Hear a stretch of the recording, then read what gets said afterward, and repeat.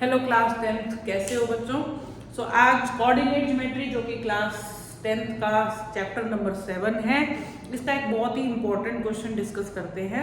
हालांकि इस टाइप का क्वेश्चन एनसीईआरटी में नहीं दिया गया है, लेकिन कई बार मैंने कुछ स्कूल्स के लीडिंग स्कूल्स के असाइनमेंट्स में देखा है इस क्वेश्चन को। असाइनमेंट्स हैं, टेस्ट पेपर्स हैं, प्री बोर्ड के एग्जाम्स हैं, तो ये एक टाइप का क्वेश्चन है जिसके अंदर थोड़ा सा डिफरेंट कॉन्सेप्ट लगेगा। क्लास 9th का भी थोड़ा सा इसमें इन्वॉल्वमेंट है, तो देखते हैं क्वेश्चन क्या है हमारा। इंपॉर्टेंट है, अगर आपके अपकमिंग एग्जाम है और चैप्टर 7 आपका एग्जाम में आ रहा है तो इस क्वेश्चन को जरूर से ध्यान से देखिएगा। The question is, in what ratio does the line divide the line segment joining these two points. Question थोड़ा सा लगा ना ट्रिकी। देखिए क्वेश्चन को हम डायग्राम से समझते हैं, आसानी से समझ में आ जाएगा। ए और बी दो पॉइंट्स हैं, इन दोनों से एक लाइन सेगमेंट बनी और ऐसे ही बी के भी कोऑर्डिनेट्स दिए हुए थे। अब इस ए बी को एक लाइन में, अभी तक हमने जो सेक्शन फॉर्मूला लगाया था, आप लगा रहे होंगे सेक्शन फॉर्मूला, उसमें हमने देखा था कि एक लाइन को डिवाइड करने वाला एक पॉइंट होता है, पढ़ा ही होगा आपने। मान लीजिए पी पॉइंट है। अब हमें यह पॉइंट नहीं दिया, उसने कहा इस लाइन सेगमेंट को डिवाइड करने वाली एक लाइन ही है, तो ठीक है हम एक लाइन बना लेते हैं। मैंने देखिए रेंडमली स्लैंटिंग फॉर्म में बनाई है, आप चाहो तो स्ट्रेट बना सकते हो। वी आर नॉट अवेयर कि वो लाइन दोनों परपेंडिकुलर थी, इंटरसेक्टिंग थी, किस एंगल में, वो सब डीप में नहीं जाना, मैंने एक रफ फॉर्म में बनाया है। अब ये जो लाइन है इसकी इक्वेशन हमको ये दी है। ए बी एक लाइन सेगमेंट है और उसको ये लाइन इंटरसेक्ट कर रही है। डेफिनेटली जब इंटरसेक्ट कर रही होगी तो पी पॉइंट तो देखो बनेगा ही ना, कि पॉइंट मतलब पॉइंट ऑफ इंटरसेक्शन। पी क्या है? Point of intersection. तो हमें लेट कर लेना है यहाँ पर पी के कोऑर्डिनेट्स, ठीक है।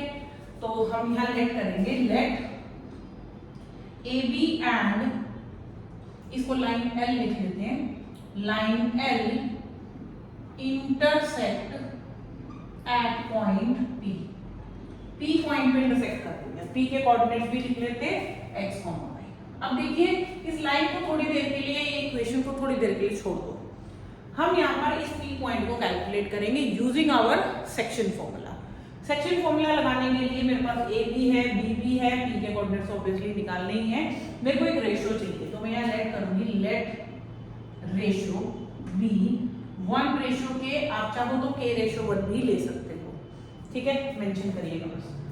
तो मैं p के कोऑर्डिनेट्स अगर x निकालना चाहती हूं तो what I have to do, formula mx2 mx1 divided by m plus n, और y के लिए हम फॉर्मूला लगाएंगे my2 my1 divided by m plus n। x की जगह पर, m की जगह पे क्या वैल्यू डालेंगे 1, x2 की जगह पे 8, तो 8 प्लस n की जगह पे कितना डालेंगे k, और x1 की जगह पे क्या डालेंगे 3 divided by 1 plus.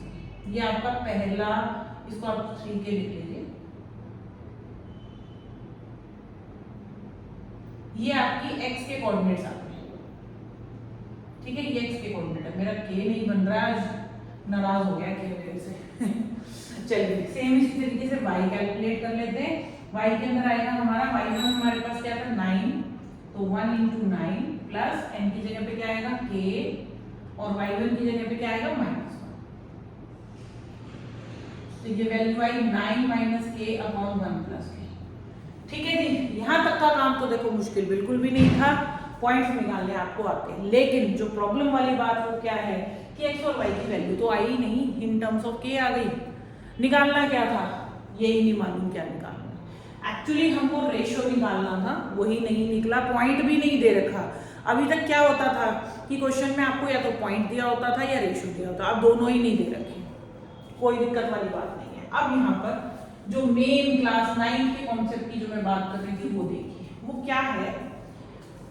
Here point P जिसके कोऑर्डिनेट x, y है, लाई ऑन, इस पे लाई करेगा लाइन L पे। लाई करना समझते हैं ना, लाई करने का मतलब क्या होता है कि वो उसकी इक्वेशन के अंदर जब हम x और y डालेंगे, उस पॉइंट के x कोऑर्डिनेट y कोऑर्डिनेट, तो वो इस इक्वेशन को सेटिस्फाई करेगा। ये मतलब होता है लाई करना, ठीक है। ये क्लास 9th का कॉन्सेप्ट है आपका। तो हम क्या करेंगे, हम अपनी इक्वेशन लिखेंगे और आपने यहाँ पर x और y की वैल्यू कैलकुलेट की है ना, इसको यहाँ पर सब्स्टिट्यूट कर दीजिए। तो आप कहोगे सेटिस्फाई करने का क्या मतलब है? सेटिस्फाई करने का मतलब बेटा क्या है कि एक्स और वाई डालोगे तो दोनों साइड इक्वल आएगी। अब राइट हैंड साइड में तो देखो 0 ही है, तो कोई दिक्कत वाली बात नहीं है। हमें बराबर नहीं करके दिखाना, ना ही बराबर आएंगे, हमें सिर्फ इस कॉन्सेप्ट को यूज करके अपनी मिसिंग वैल्यू जो कि k है वो कैलकुलेट करनी है। आप चाहो तो 2 को पहले उधर ले जाइए, x की जगह पे हम लिखेंगे 8 + 3k अपॉन 1 + k, ये मेरी x की वैल्यू है। y की वैल्यू है हमारी 9 - k upon 1 + k equal to कितना 2। एलसीएम लेना मुश्किल काम नहीं है, तो यहाँ पर हम एलसीएम ले लेंगे, एलसीएम आएगा 1 + k, ठीक है। ऊपर जो भी है एड्रेस कॉपी करिए, 8 + 3k ब्रैकेट नहीं भूलना है, प्लस k इक्वल टू 2, तो 8 - 9 इज -1 प्लस 4k, और इसको उधर क्रॉस कर देंगे तो 2 + 2k, तो -1 - 2 is equal to 2k - 4k -3 is equal to -2k, minus cancel, 3/2 is equal to k। निकली बात? हो गया ना क्वेश्चन सॉल्व। अब हमारा रेशियो जो था वो क्या था? 1:k, तो 1 की जगह 1 और k की जगह 3/2। देखिए एक्चुअल में कॉन्सेप्ट क्या होता है रेशियो का कि भाई दोनों जो अगर फ्रैक्शन एक भी फ्रैक्शन है तो दूसरे को भी फ्रैक्शनल फॉर्म में लिखिए और उसके बाद इनके डिनोमिनेटर को कैंसिल कर दीजिए। बट डिनोमिनेटर तभी कैंसिल होते हैं दोनों के जब दोनों का क्या होगा, डिनोमिनेटर सेम।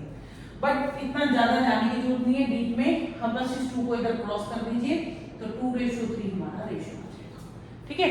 तो इसके डिनोमिनेटर सेम करने के लिए हमें एलसीएम लेना पड़ता है, बट वो डीप कॉन्सेप्ट है, उसका कहीं और कहीं काम नहीं है। ये क्लास 7th या 6th में आपने पढ़ा होगा।